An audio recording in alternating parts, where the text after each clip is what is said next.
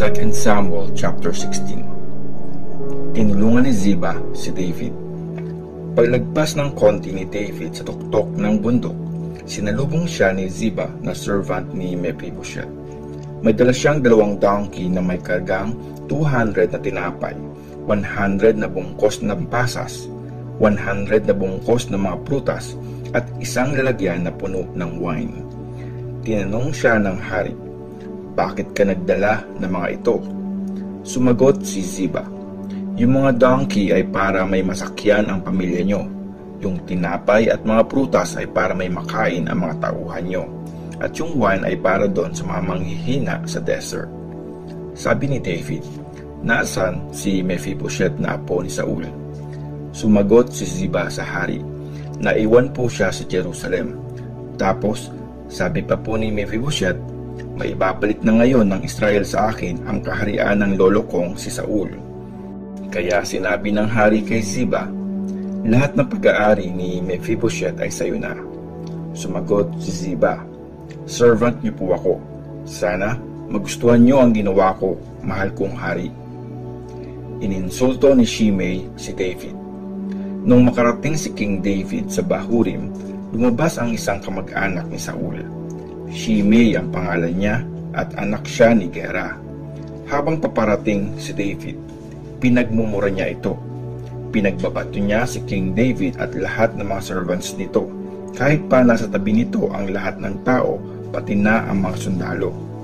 Sumigaw si Shimei at nang insulto, "Lumayas ka, killer! Lumayas ka, kriminal!" Pinag-iganti na ni Lord ang pagpatay mo sa pamilya ni Saul para maagaw mo ang kaharian. Kaya binigay na ni Lord ang paghahari sa anak mong si Absalom. Tingnan mo, pinarusahan ka na kasi killer ka. Kaya nasabi ni Abishai na anak ni Zeruiah, "Ang lakas naman ng loob ng asong ito na insultihin kayo. Ano po, mahal na hari, pupugutan ko na ba ng ulo?" Pero sinabi ng hari, "Huwag niyo akong pangunahan, mga anak ni Zeruiah. Kung ginagawa niya yon kasi sinabi sa kanya ni Lord na insultuhin ako, wala nang makakakontra pa." Sabi ni David sa lahat ng officials niya at kay Abishai, "Sarili ko ang anak, gusto akong patayin. Di mas lalo pa ang taga-Benjamin na ito. Huwag niyo siyang pigilan at hayaan niyong insultuhin niya ako kasi pinayagan siya ni Lord na gawin ito. Malay niyo, makita ni Lord ang paghihirap ko at i-bless niya ako kapalit ng mga insultong na-experience ko ngayon." Kaya nagpatuloy sa paglalakad si David at ang mga kasama niya. Sinundan sila ni Shimei. Dumaan siya sa kabilang gilid ng bundok habang iniinsulto si David. Binabato niya pa at sinasabuyan ng lupa si David. Pagod na ang hari at ang mga kasama niya nang dumating sila sa Jordan River. Kaya nagpahinga sila doon. Ang advice ni Ahithophel kay Absalom. Noong time na yon, dumating na sa Jerusalem si Absalom at ang Israelites. Kasama nila si Ahithophel. Tapos lumapit si Hushai kay Absalom. Siya yung Archite na kaibigan ni David. Sabi ni Hushai kay Absalom, "Mabuhay ang hari! Mabuhay ang hari!" Sabi naman ni Absalom kay Hushai, "Ganyan ka ba magpakita ng loyalty sa kaibigan mong si David? Bakit hindi ka sumama sa kanya?"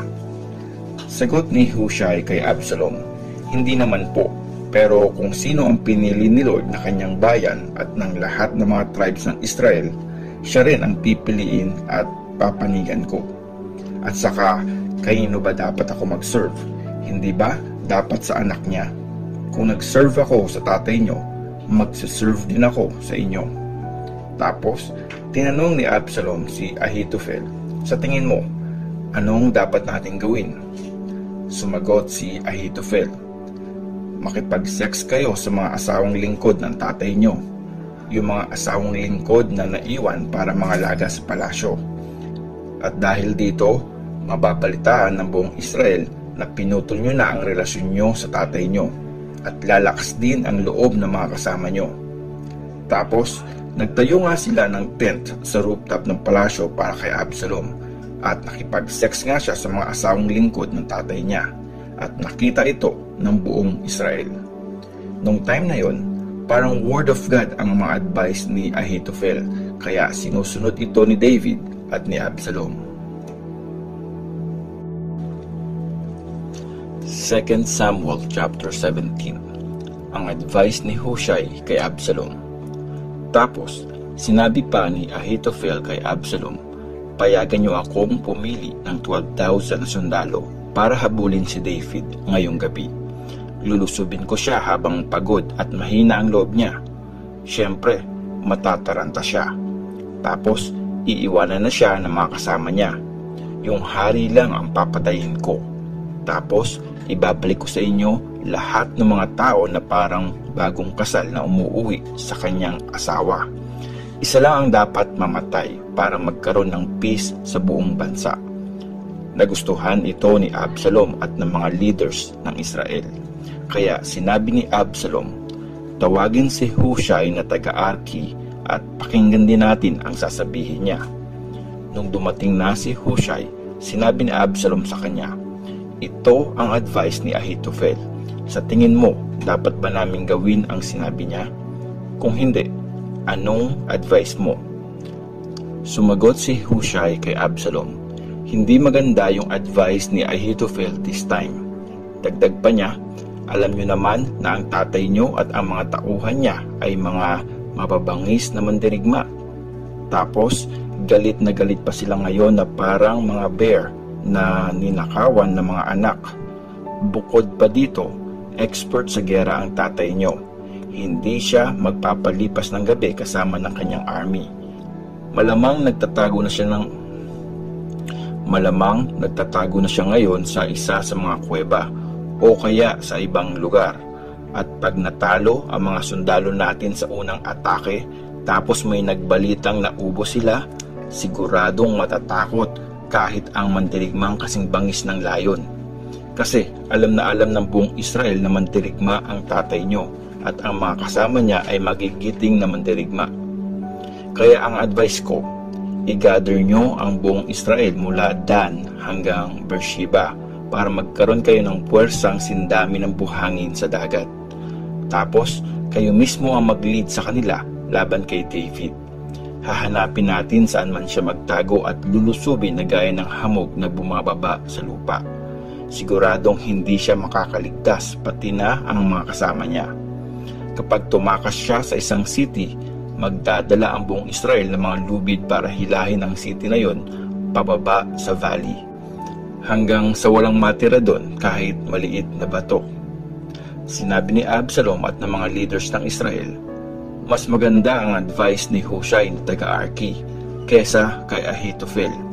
Nangyari ito kasi nag-decide si Lord na hindi masusunod ang magandang advice ni Ahithophel para maparusahan ni Lord si Absalom.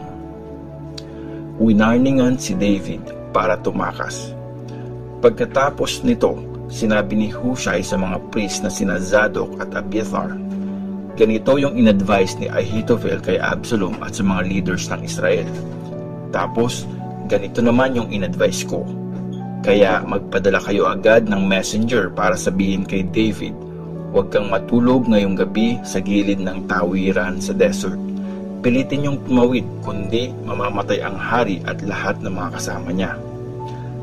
Sa En-Rogel naman naghihintay sina Jonathan at Ahimaas. Tapos, pupunta doon ang isang babaeng servant para balitaan sila at pupunta naman sila kay King David para sabihin ang message. Ito ang strategy nila para hindi sila makitang pumapasok sa city. Kaya lang, may nakakita sa kanila na isang batang lalaki at nagsumbong ito kay Absalom. Kaya umalis sila agad at nakarating sa bahay ng isang taga-Bahurim. May balon sa bakuran nito at bumaba sila doon para magtago. Tapos, tinakpan ng asawa ng lalaki ang balon at nilagyan pa ng mga butil ng wheat para hindi halatang may nagtatago doon.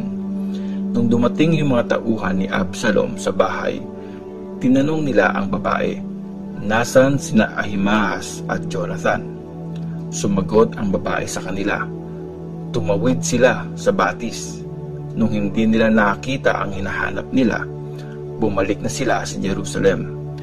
Nung makaalis na sila, umakyat palabas ng balon sina Ahimaas at Jonathan at pumunta kay King David para mag-report.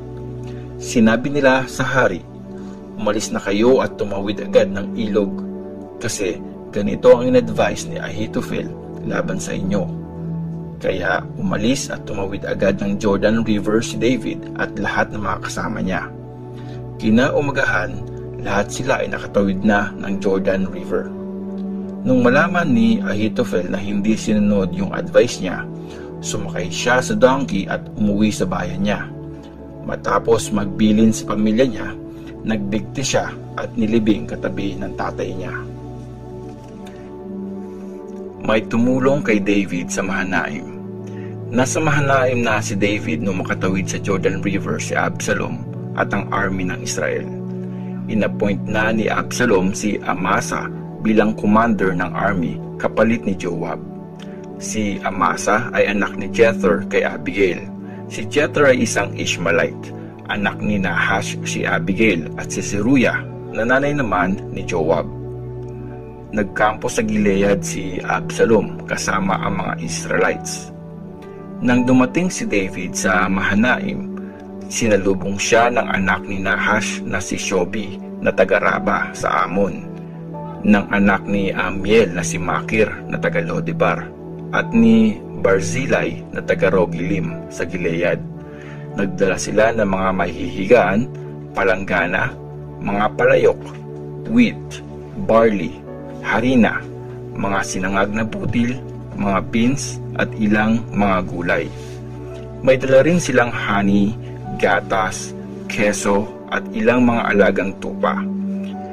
Binigay nila ito kay David at sa mga tao para may makain. Kasi alam nila na gutom, pagod at uhaw ang mga tao na naglalakbay sa desert.